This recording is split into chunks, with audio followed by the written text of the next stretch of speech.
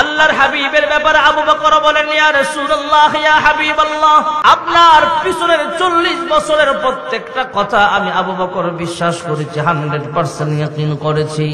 আপনার একটা মিথ্যা কথা আপনার জীবনে নাই, আপনার একটা কথাও আমি বিন্দু পরিমাণ যেমন সন্দেহ করি নাই। আজকে যখন বলেছেন আপনি নবুয়ত প্রাপ্ত হয়েছেন, আমি আবু বকর 100% ইয়াকিন হয়ে গেছে, বিশ্বাস হয়ে গেছে আপনি আসলেই আল্লাহর পাঠানো পয়গম্বর।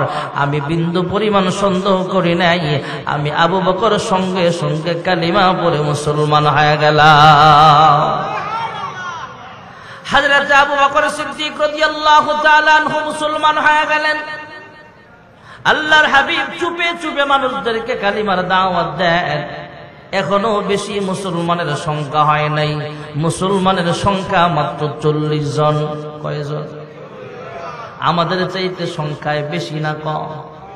এখানে আমরাই তো অনেক লোক আছি, 40 জনের আরো বেশি আছি।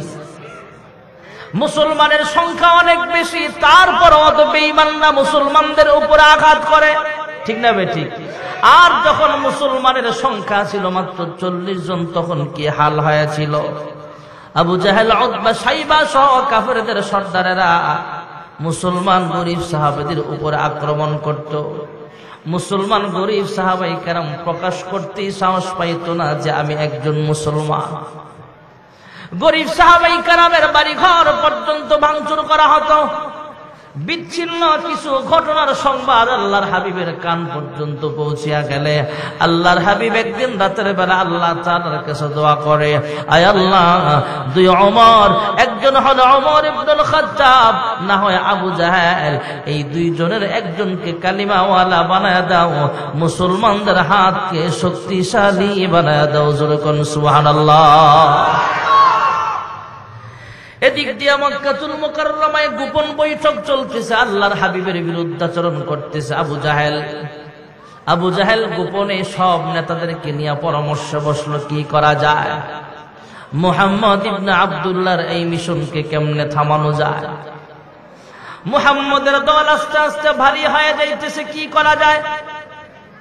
আবু জাহেল সভাপতির আসরে বৈশা কয়, তোমরা পরামর্শ দাও মুহাম্মদের ব্যাপারে কি সিদ্ধান্ত নেওয়া যায়। একজন দাঁড়ায় কয়, আবু জাহেল, আমার কাছে একটা বুদ্ধি আছে। কয় কি বুদ্ধি?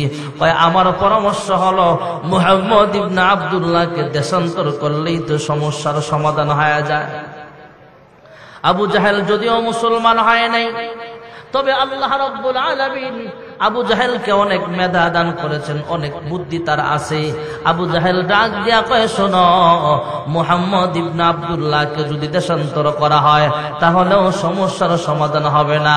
মুহাম্মদ ইবনে আব্দুল্লাহ যেই দেশে যাবে তার আখলাক দেখা দলে দলে মানুষ কালিমা পড়ে মুসলমান হয়ে যাবে। আবু জাহেল ডাক দিয়া কয়, মুহাম্মদ ইবনে আব্দুল্লাহকে দেশান্তর করো, লাভ নাই। মুহাম্মদ ইবনে আব্দুল্লাহকে জেলখানায় আবদ্ধ করলেও সমস্যার সমাধান হবে না। সবাই ডাক দিয়া কয়, আবু জাহেল, আমাদের কোনো পরামর্শই যেহেতু তোমার মন মতো হয় না, তাহলে আমাকে জিজ্ঞেস করে আর কি লাভ? আমাদেরকে জিজ্ঞেস করে কোনো লাভ নাই, তুমি একটা নিজের পক্ষ থেকে সিদ্ধান্ত জানাইয়া দিলেই তো হয়। এবার আবু জাহেল দাঁড়ায় ঘোষণা দেয়, মুহাম্মদকে দুনিয়া থেকে বিদায় করা লাগবে। নাউজুবিল্লাহ। আর আমার আল্লাহ ডাক দিয়া কয়, হাবিব আমার, আপনাকে মানুষ আহত করতে পারবে, রক্তাক্ত করতে পারবে, কিন্তু শহীদ করতে পারবে না। আপনাকে হেফাজতের জিম্মাদারিটা আমি আল্লাহ আমার কুদরতি হাতে গ্রহণ করে নিয়েছি।